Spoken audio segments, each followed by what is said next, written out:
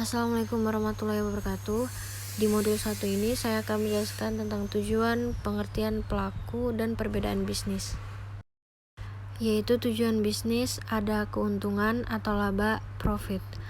Semua orang ingin berbisnis karena ingin mendapatkan keuntungan atau laba. Keuntunganlah yang mendorong kuat seorang pembisnis untuk terus berinovasi dan berkreativitas supaya bisnisnya berkembang. Seorang pembisnis barang tentu memiliki tujuan yang jelas, yakni 1. Kebutuhan yang beraneka ragaman, vicious cycle. Awalnya bisnis adalah bertukar barang atau bertukar jasa karena pada masa itu belum ada uang, sehingga barter antar barang dan jasa sekarang pun hampir tidak berubah, yakni orang berbisnis untuk mendapatkan uang dan uang akan dibelanjakan untuk memenuhi kebutuhan yang dimilikinya. 2. Kebutuhan dan keinginan, need and wants. Kebutuhan pada dasarnya terbatas, yang tidak terbatas adalah keinginan orang berbisnis untuk memenuhi kebutuhan hidupnya. Namun setelah hidupnya terpenuhi, lahirlah sebuah keinginan yang harus dipenuhi. Orang yang mendapat keuntungan yang melimpah tetap terus berbisnis karena keinginan terus bertambah seolah-olah tidak ada batasannya. Lalu ada pelaku bisnis. Menurut Jeff Madura, ada 5 pemegang kepentingan dalam berbisnis atau berusahaan. 1. Pemilik atau owners. Owners adalah pemilik atau jika perusahaan benar disebut pemilik saham. Tugas dari owners adalah mengorganisasi, mengelola, dan menanggung risiko bisnis. Namun ada juga owners yang tidak terlibat dalam pengelolaan bisnis, namun tetap menanggung konsekuensinya dari bisnis yang dipercayakan kepada orang lain. Biasanya orang seperti ini hanya menyediakan modal. 2. Kreditur atau creditors. Kreditur atau penyediaan pinjaman untuk memulai bisnis biasanya lembaga yang dipercaya oleh masyarakat adalah bank atau lembaga sejenisnya yang mampu meminjamkan pinjaman, dan yang tidak kalah penting adalah perlindungan yang diakui oleh pemerintah. Pengertian bisnis. Ada beberapa pengertian bisnis yang dapat kita pahami, antara lain A. Hughes and Kapur. Suatu usaha individu yang terorganisasikan untuk menghasilkan dan menjual barang dan jasa guna mendapatkan keuntungan dalam memenuhi kebutuhan masyarakat. B. Brown dan Patrello. Suatu lembaga yang menghasilkan barang dan jasa yang dibutuhkan oleh masyarakat. C. Bond dan Kurtz. Semua aktivitas yang bertujuan mencapai laba dan perusahaan yang menghasilkan barang dan jasa yang dibutuhkan oleh sebuah sistem ekonomi. D. Alan Aufua. Bisnis merupakan sekumpulan aktivitas yang dilakukan untuk menciptakan uang dengan cara mengembangkan dan mentransformasikan berbagai sumber daya menjadi barang dan jasa yang diinginkan oleh konsumen. E. Musselman dan Jackson. Semua aktivitas yang memenuhi kebutuhan dan keinginan ekonomis masyarakat, perusahaan diorganisasikan untuk terlibat dalam aktivitas tersebut. Kementerian Perindustrian memberikan batasan perusahaan industri yang terdiri dari kecil, menengah, dan besar, yakni sebagai berikut. 1. Industri kecil. Industri kecil adalah perusahaan yang mempunyai kegiatan usaha di bidang industri dengan nilai investasi paling banyak 200 juta, tidak termasuk nilai tanah dan bangunan, serta penjualan per tahun 1 miliar kurang. 2. Industri menengah.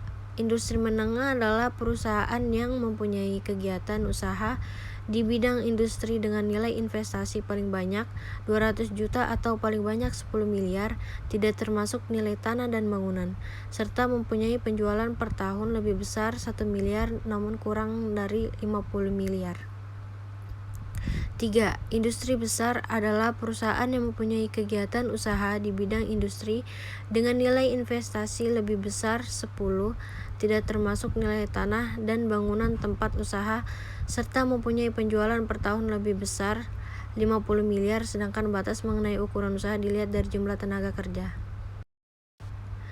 Adapun kelemahan usaha kecil yaitu kurang berorientasi pada masa depan, jarang inovasi, jarang mengadakan kaderisasi, cepat puas, kurang tanggal ekonomi, kurang paham akan regulasi, kurang paham manajemen, struktur modal tidak memadai. Perbedaan bisnis. Bisnis kecil umumnya pemilik jadi manajer, sedangkan bisnis besar manajer bukan pemilik. Bisnis kecil daerah operasinya lokal, bisnis besar regional atau nasional. Bisnis kecil organisasinya sederhana, bisnis besar organisasi kompleks. Bisnis kecil pemilik intim dengan karyawan, bisnis besar pemilik tidak kenal dengan karyawan. Bisnis kecil banyak kegagalan dan bisnis besar jarang yang gagal. Bisnis kecil pemilik serba bisa dan bisnis besar manajemen spesialis. Pembahasan selanjutnya adalah bentuk hukum, lingkungan, kebaikan, dan keburukan perusahaan. Badan usaha yang berbadan hukum dan yang bukan badan hukum. Badan hukum perusahaan dibagi menjadi dua, yaitu badan usaha yang berbadan hukum. 1. Subjek hukumnya adalah badan usaha itu sendiri, karena ia telah menjadi badan hukum yang sudah termasuk subjek hukum yang di samping manusia, artinya pihak ketiga dapat menuntut masing-masing orangnya. 2.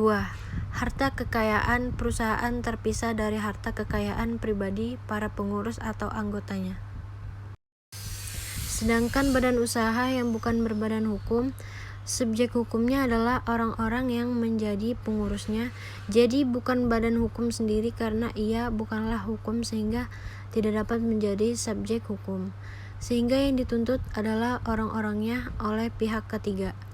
2.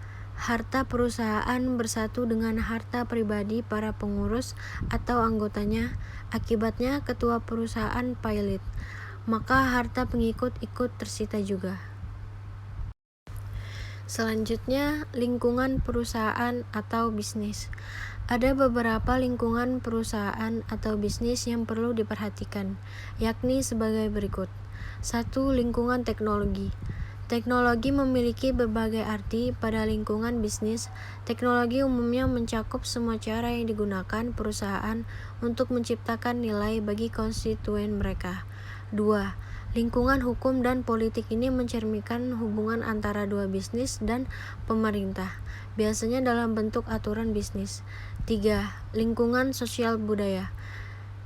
Ini mencakup adat dan istiadat, kebiasaan, nilai, dan karakteristik demografis masyarakat di tempat organisasi tertentu beroperasi.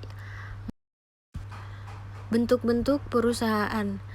Kebaikan perusahaan perseorangan, yaitu mudah didirikan. 2. Modal memulai usaha kecil. 3. Pengelolaan fleksibel dan bebas. 4. Kerahasiaan usaha terjamin. Tujuan pembelajaran. Setelah mengikuti perkuliahan ini, diharapkan mahasiswa mampu memahami dan menjelaskan tentang bentuk hukum perusahaan, lingkungan perusahaan atau bisnis, bentuk-bentuk perusahaan, serta kebaikan dan buruknya perusahaan.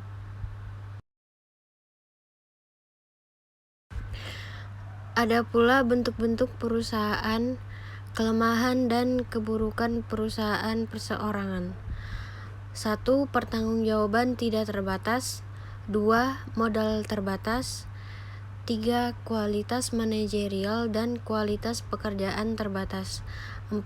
Kelangsungan operasi perusahaan terbatas.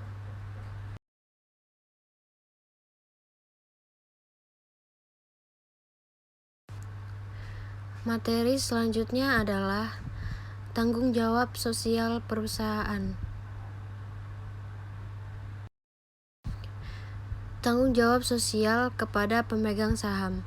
Perusahaan bertanggung jawab memuaskan pemilik, pemegang saham, manajer perusahaan, monitor keputusan perusahaan untuk meyakinkan bahwa mereka membuatnya untuk kepentingan pemilik.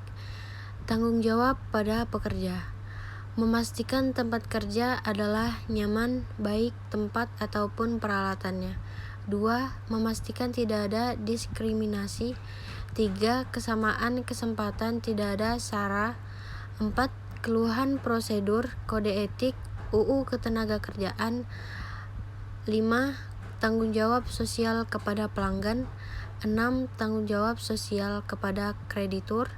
7. Tanggung jawab sosial kepada lingkungan. Dan terakhir, tanggung jawab kepada masyarakat. Sekian dari saya, terima kasih. Wassalamualaikum warahmatullahi wabarakatuh.